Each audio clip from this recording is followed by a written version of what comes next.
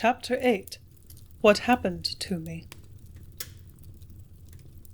"Do you consider love an ailment?" I asked, looking at her in quick surprise. "In many cases," she responded in a serious tone. "I fear I am no exception to the general rule," she added meaningly. Those words amounted to the admission that she had a lover, and I regarded her with considerable astonishment. She was a smart woman. I could only suppose that she and her husband were an ill-assorted pair. Possibly she had married for money, and was now filled with regret, as, alas, is so frequently the case. "You appear unhappy," I observed in a sympathetic tone, for my curiosity had been aroused by her words. "Yes, doctor," she answered in a low, intense voice, toying nervously with her fine rings. "To tell the truth, I am most unhappy. I have come up to town to consult you, unbeknownst to my husband, for I have heard that you make the treatment of nervous disorders your specialty." "And by whom was I recommended to you?" I inquired, somewhat interested in this new and entirely undeserved fame which I had apparently achieved. "By an old patient of yours, a lady whom I met at a house-party a month ago in Yorkshire." "But I understood that you were consulting me regarding your craving for stimulants," I said as her dark, serious eyes met mine again. She was a decidedly attractive woman, with the easy air and manner of one brought up in good society. "The craving for drink is the least dangerous of my ailments," she responded. "It is the craving for love which is driving me to despair." I remained silent for a moment, my eyes fixed upon her. "Pardon my remark," I said at last in a low tone, "but I gather from your words that some man has come between yourself and your husband." "Between myself and my husband?" she echoed in surprise. "Why, no, doctor, you don't understand me. I love my husband, and he has no love for me." Her statement was certainly a most unusual one. She was by no means a simple-minded woman, but on the contrary clever and intelligent, with a thorough knowledge of the world. It therefore seemed astounding that she should make this remarkable confession. I controlled my surprise and responded, "You are unfortunately but one wife among thousands in exactly the same position. If only we knew the composition of the ancient love philtre, it would be in daily requisition. But unfortunately medical science is unable to influence the passion of the heart." "Of course," she sighed. Then with her eyes cast down upon the small table beside which she was sitting, she added, "I suppose, if the truth were known, you consider me very foolish in making this confession to you, a comparative stranger." "I do not consider it foolishness at all," I hastened to assure her. "A neglected wife must always excite sympathy." "And I have yours?" "Most assuredly," I answered. "It is evident from my diagnosis that you are suffering from sudden and abrupt alterations in the feelings. You are more especially subject to a feeling of malaise, accompanied by mental depression, as at this moment. Therefore I must endeavour to remove the cause. As regards the affection you bear your husband, I would presume to remind you of the very true adage which declares that love begets love." "Ah," she interrupted, "that is untrue in my case." "Am I then to understand that your husband is attracted by some other person?" "I really don't know. I do not know what to think. He is indifferent, that is all." "What difference is there in your ages?" "I am 30. He is 58. "Ah," I exclaimed. "And am I to presume that your marriage was a loveless one?" "Not at all," she answered quickly. "I was very fond of him, and he made some pretense of affection." "And how many years have you been married?" 3, she responded. According to Debrett, she had married 5 years ago, but for such small untruths a woman may always be forgiven. I looked at her, unable to entirely satisfy myself regarding her. She seemed suffering from an agitation which she was striving with all her might to control. That her nervous organization was impaired was no doubt correct, but it struck me that the cause of it was all some sudden and terrible shock to the system. "I assure you that you have my sympathy in your mental distress," I said at length. There have always been fatalists who have argued that we must accept without question what is sent us, that we must bow in submission to our will without really seeking to find out what the will is. Yes, she said thoughtfully. It is quite impossible not to admit that the increased knowledge of the laws which regulate the visible universe has increased our living faith and added to the glory of the Almighty, while it has made it more difficult for men to make gods after their own image and use them for their own purposes. Exactly, I said. Modern medicine is teaching us every day that much bodily suffering is due to man's willful neglect of the beneficent laws of nature. That diseases are due to ignorance and disregard of law and are not sent as scourges by a petulant and capricious deity, is clearly a doctrine which in no way dims the glory of God. I quite agree, she responded. Then, in a low tone more confidential than before, she added, You, Doctor, have expressed sympathy for me in my distress, and I look to you for assistance. Curious though it may seem, I scarcely a single friend in whom I can confide. I shall respect your confidence as it is my duty, I answered, and will do my best to stifle your craving for stimuli. But the love of my husband? Endeavor to live uprightly and honestly, and show him your true worth above all other women, I said. It is the only way. I have done so, she answered sadly, but have failed. Do not give up. A man is never wholly proof against a good woman, especially if that woman be his wife. A silence fell between us. And may I count upon your aid in all this, Doctor? She asked with some hesitation. Certainly, I responded. If I can give you any advice, I shall always be pleased to do so. But my husband must know nothing. Recollect, I have consulted you unknown to him. As you wish, of course. And in the future, if I wish to see you, may I call at your surgery? If you desire, I replied. But I am only locum tenens for my friend Dr. Raymond, who is in the country. Perhaps I may go into practice in the country afterwards. And leave me? She exclaimed anxiously. I hope not. I shall still consider you my patient, I said. No, she said. I trust that you will regard me as more than a mere patient, as your friend. I am honored by your friendship, I replied, and if I can at any time do anything to assist you in this mental trouble of yours, I will do it with pleasure.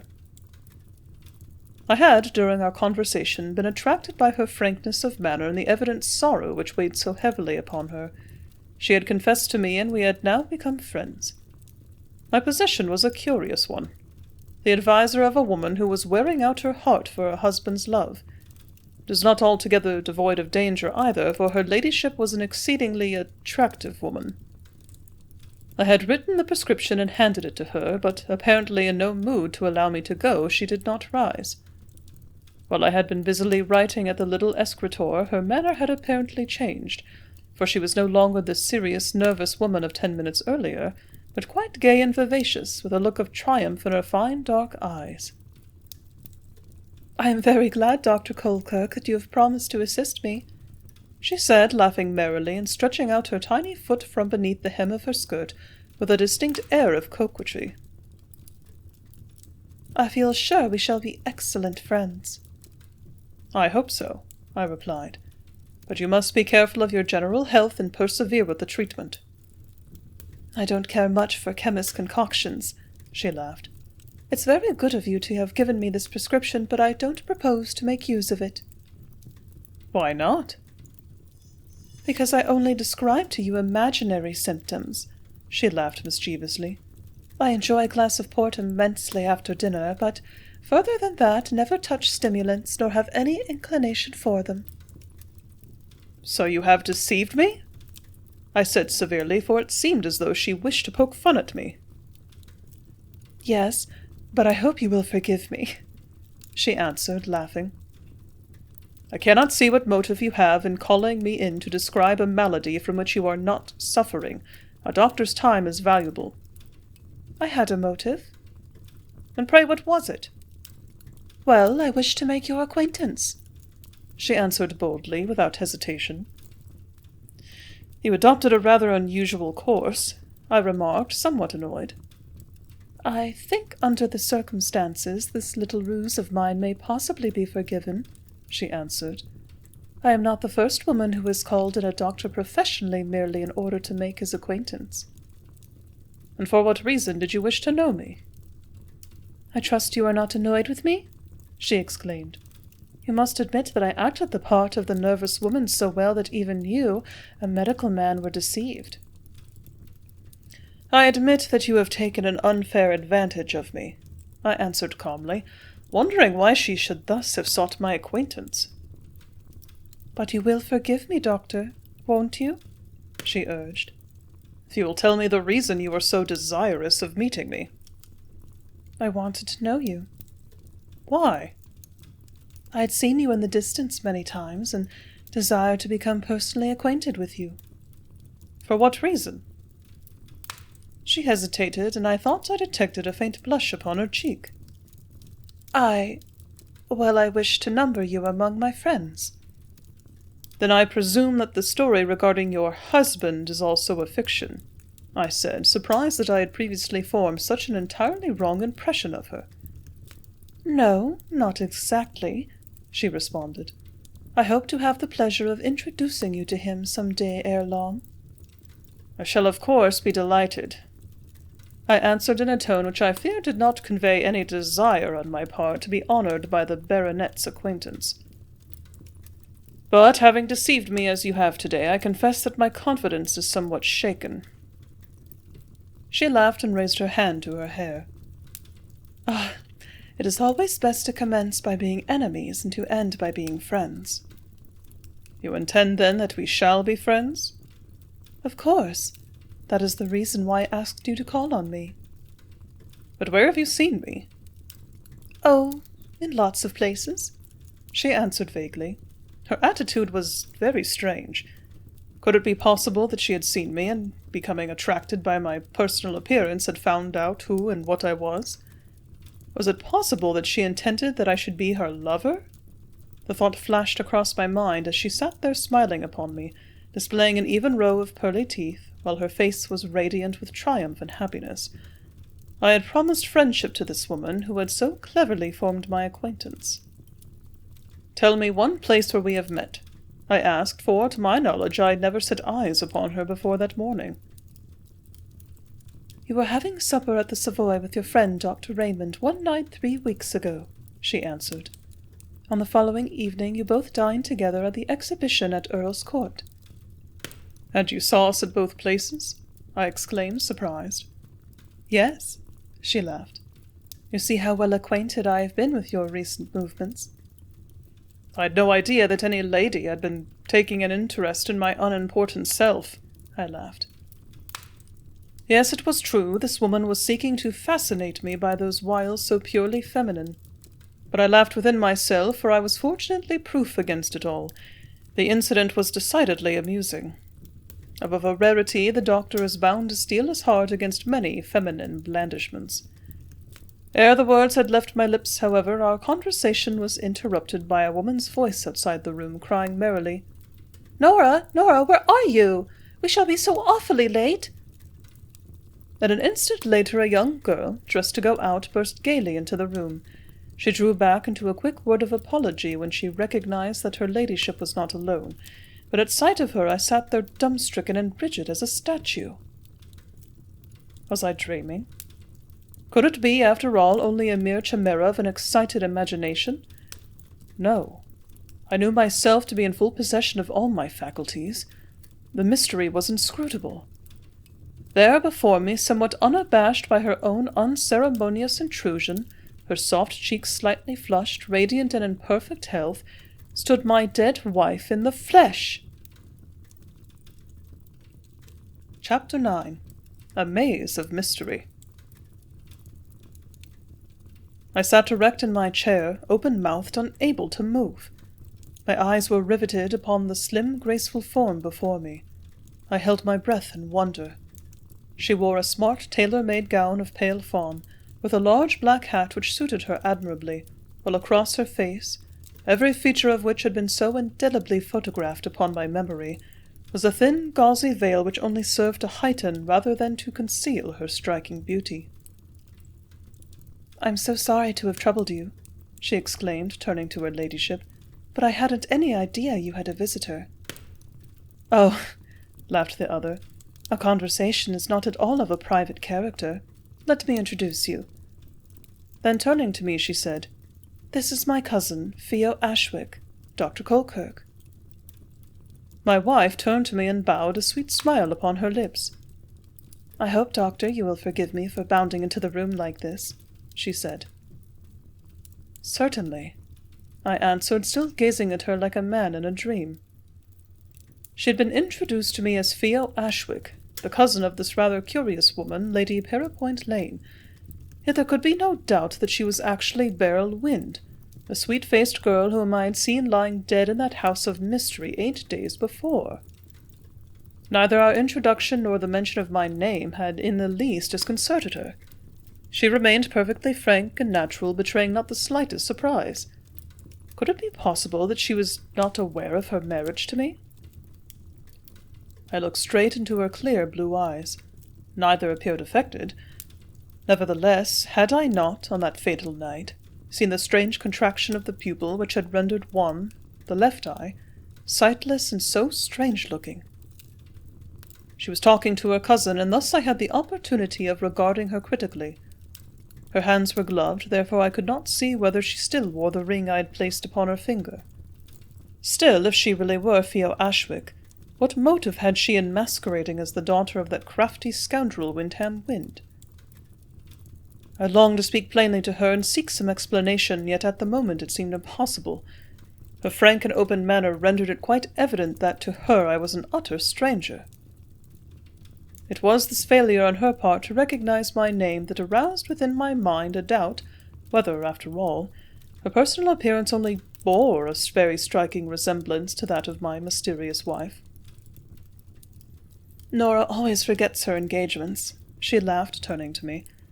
"This morning we've got quite a host of places to go and things to buy, for we leave town again tonight. After breakfast we arranged to go out together at 11, and she's actually forgotten all about it." "Short memories are sometimes useful," I remarked with a smile. "I hope that's not meant for sarcasm, Doctor," protested the baronet's wife. "I am never sarcastic at the expense of my patients," I responded. "But I presume I am your friend. Do your friends fare any better?" "With my friends it is quite different. I myself am generally the object of their sarcasm." They both laughed. "How hot is it this morning?" observed the mysterious Theo. "I've only been in town 3 days, and shall be very glad to get back again into the country." "To what part are you going?" I inquired. "Only to Whitton, near Hounslow, to visit the Chetwodes. Do you know them?" "No," I replied. "Are you staying there long?" "Oh, a fortnight or so," she replied. "The Chetwode girls were at school with me near Paris, and we are very good friends. They always have a big house party at this time of the year, and there's usually lots of fun." "You're quite right, dear," exclaimed her cousin, rising. "We must really make haste if we are to do all our shopping and catch the 5 o'clock from Waterloo. In Maud's letter this morning she says she will send the carriage to meet that train." I rose also. I was loath to leave the presence of this charming girl, who was undoubtedly my bride, but who, it appeared, was entirely unconscious of the fact. Yet the woman who had called me in for consultation and had acted so strangely that it almost seemed as though she had fallen in love with me, had pointedly dismissed me. Therefore I was compelled to take my leave. "I hope, Doctor, that we shall see something more of you on our return to town," her ladyship said as we shook hands. "Recollect our conversation of this morning," she added meaningly. "Of course I shall be most delighted to call and see how you have progressed," I responded. "You have the prescription, and I hope you will persevere with it." "If I feel worse," she laughed, and I knew that she did not mean to have the mixture made up. She had shammed illness very cleverly. I was amused and annoyed at the same moment. "I hope Dr. Colkirk will dine with us here one evening," said the woman who was my bride. "I'm sure Sir Henry would be charmed to meet him." Yes, answered her cousin. Only he must not know that I have consulted him professionally. That must be kept a secret. All women love secrets, I remarked. And men also, responded Theo. Some appear to think that a little mystery adds an additional zest to life. Her words were strange ones, and seemed to have been uttered with some abstruse meaning. Do you think yourself so? I inquired, looking earnestly into those bright eyes of clear, childlike blue that were so plainly indicative of a purity of soul. Well, I scarcely know, she responded, returning my glance unflinchingly. We all of us have some little mystery or other in our lives, I suppose. I had taken her hand in adieu and was still holding it. And you are no exception. Oh, now, Doctor, you're really too inquisitive. And she laughed just a little trifle unnaturally, I thought, as though I had approached an unwelcome topic. Well, I said, smiling, I won't press you further. It isn't fair. Goodbye, and I trust I shall meet both you and your cousin at a date not far distant. That is, if I am still in town. Oh, I hope you will be, exclaimed her ladyship. I can't think why doctors go and bury themselves in the country. There are just as many patients in the country districts as the towns, I responded, and in the country one carries on one's profession amid more congenial surroundings.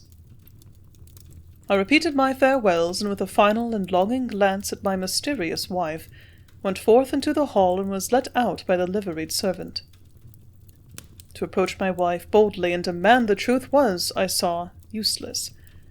First I must, by my own careful observation, establish her identity with Beryl Wynd, and secondly clear up the mystery of how a woman could be dead and yet still live.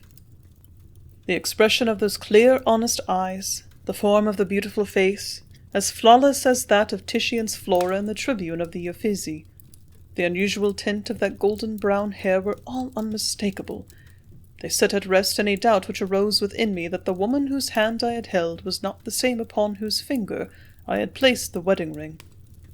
Incredible though it seemed, I had that morning spoken with my unknown wife, and she had not known me. We were strangers, yet united in matrimony.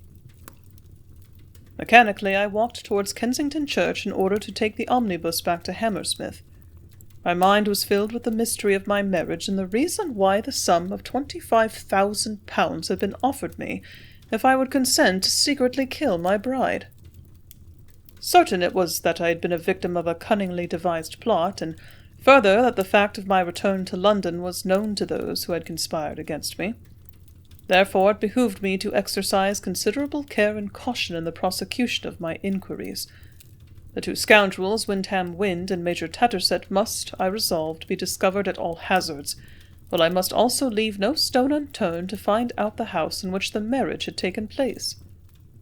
The man Wynd had intended that my wife should die, but it was plain that, by some good fortune, she had escaped him. Yet the most curious phase of the affair was that she appeared utterly unconscious of it all. It struck me that I might, by dint of careful questioning, learn something from Sir Henry's wife.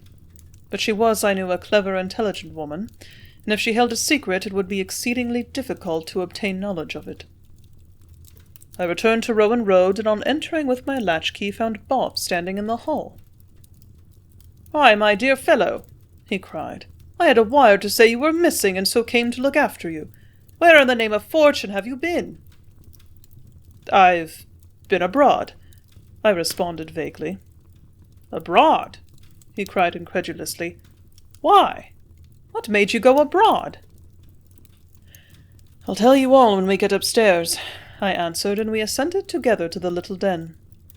Then, over our pipes, I related to him the curious story.